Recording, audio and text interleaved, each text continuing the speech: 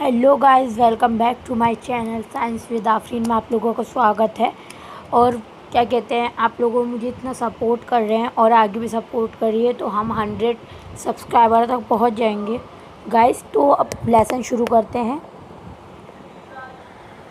हाँ तो गाइस, मैंने आपको पहले बताया केमिकल रिएक्शन एंड इक्वेशन के बारे में।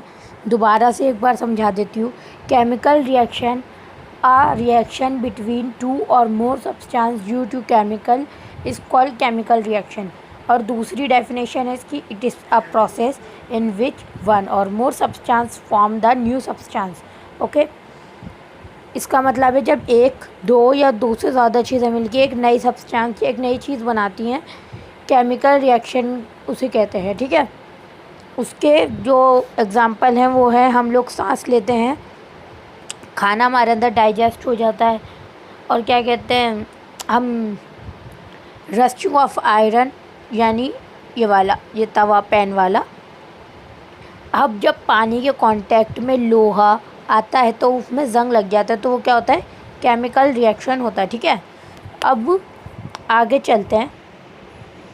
हाँ तो गाइस, क्या कहते हैं, ये chemical reaction involve change in colour, change in state, change in temperature, evolution of gas. ठीक है, इन सब चीज़ों में जब केमिकल रिएक्शन क्या होता है, इन्वॉल्व होता है।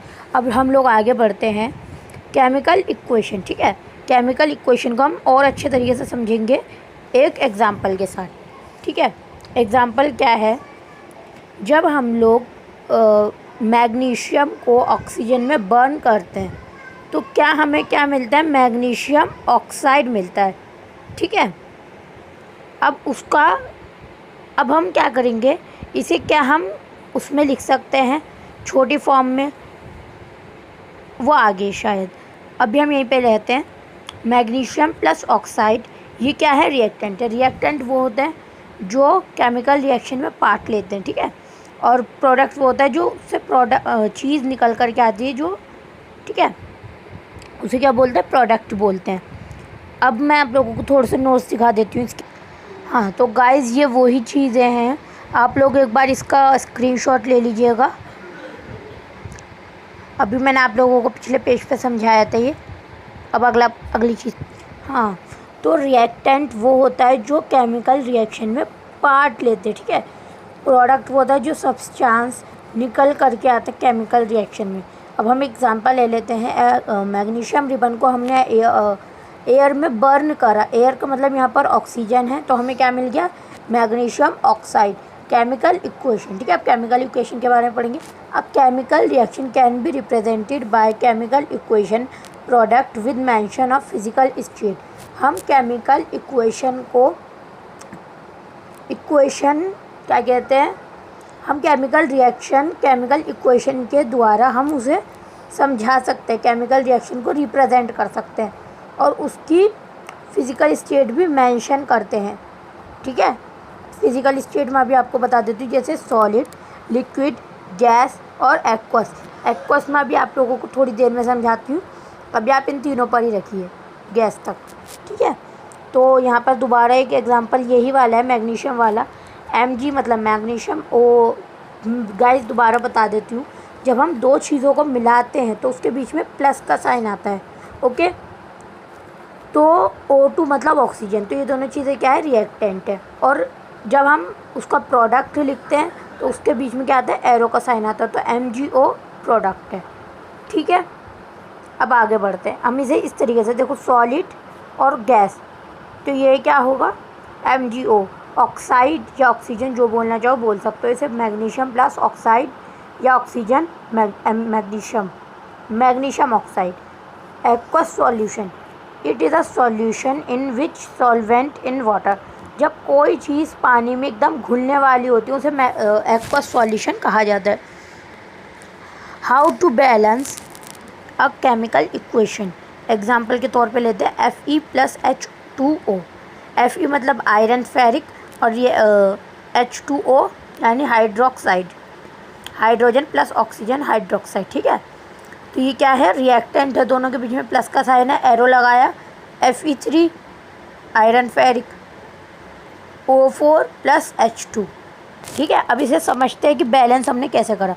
एक बार इसी एकदम क्लियरली देखना आप लोग। एलिमेंट लिखा, एलिमेंट यानी FeO और हाइड्रोजन, ऑक्सीजन और आयरन फेरिक, ये क्या होते हैं? एलिमेंट्स होते हैं। एलिमेंट्स एक जगह लिखे। रिएक्टेंट कौन कौन से हैं? रिएक्टेंट पर चलते हैं। रिएक्टेंट पर हमने 1 × 3 करा। क्यों?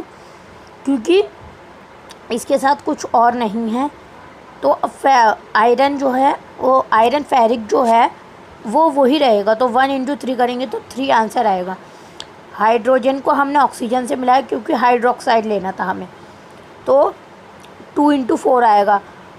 ऑक्सीजन का 4, हाइड्रोजन का 2, 2 × 4 8।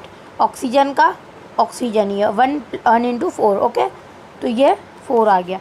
अब आप लोग इसका एक बार स्क्रीनशॉट ले लेना क्लियरली। ठीक है, अब हम लोग अगले पेज पे चलते हैं। अब 3Fe, ये क्या है? सॉलिड है। मैंने कहा था फिजिकल स्टेट लिखते हैं। ठीक है, 3Fe प्लस 4H2O ये लिक्विड है। जब हम हाइड्रोजन और ऑक्सीजन को मिलाते हैं तो क्या बनता है? वाटर बनता है। ठीक है, याद रखिएगा, हाइड्रोजन और ऑक्सीजन वाटर होता है, तो लिक्विड प्लस इज इक्वल में Fe3 वही चीज़ है, 3 वाला ही नीचे आ गया। O4 ऑक्सीजन को हमने पावर क्या है? 4 है, वो सॉलिड है। ठीक है, अब देखो, अब आप लोग बोलोगे ऑक्सीजन तो गैस है। अब इसमें क्या है? FeO4 है, ये एक ही चीज़ है, यानी आयरन को ऑक्सीजन में मिलाया गया है तो आयरन सॉलिड होता है, आयरन फेरिक, तो इसलिए सॉलिड। ठीक है, प्लस H4H2, H2 यानी हाइड्रोजन, 4 ऑक्सीजन का है इसमें, ये गैस है। हाँ, तो क्लास देखिए, अब हम यहाँ पर थे। ठीक है, अब 2Mg यानी मैग्नीशियम का इन्होंने अब दूसरा वो लिया है एग्जाम्पल। 2Mg ये सॉलिड है, प्लस O2 ऑक्सीजन गैस है, तो क्या हो गया? 2MgO solid. ऑक्सीजन, वो ऑक्सीजन बोली solid, plus gas is equal solid होता है। 2Mg solid plus O2 gas is equal 2MgO solid. Why do we need to balance a chemical equation? First point है law of conservation of mass. Matter can neither be created nor be destroyed in a chemical reaction. Matter जो है ना तो वो बनाया जा सकता है ना उसे ख़त्म करा जा सकता है केमिकल रिएक्शन में। ये कौन कहता है? ये law of conservation of mass. ठीक है, सेकंड पॉइंट है so number of element involve in chemical reaction should remain same at reactant and product side. अब देखो, ये बहुत ज़रूरी लाइन है ये, आप इसका स्क्रीनशॉट ले लेना, मैं क्लियर दिखा रही हूँ। ठीक है, इधर आ जाओ। हाँ, तो इन्होंने ये बोला है कि जो ये वाली साइड है, रिएक्टेंट वाली जो साइड है और ये वाली जो साइड है, इसके अंदर जो एलिमेंट है, ठीक है, एलिमेंट जो हैं और ये इसके जो नंबर हैं, ये दोनों चीज़ें सेम रहती हैं, तो ये सही है, वरना ये गलत है। ठीक है, तो गाइस यहीं पे हमारी क्लास ख़त्म होती है। चैप्टर 1 हाँ आधे से ज़्यादा कंप्लीट हो चुका है। अब वो ऑक्सीडेशन वाला रह गया है, तो वो मैं आपको एक आध दिन में सेंड कर दूँगी। ठीक है, कल। ओके, थैंक यू, सब्सक्राइब कर दीजिएगा।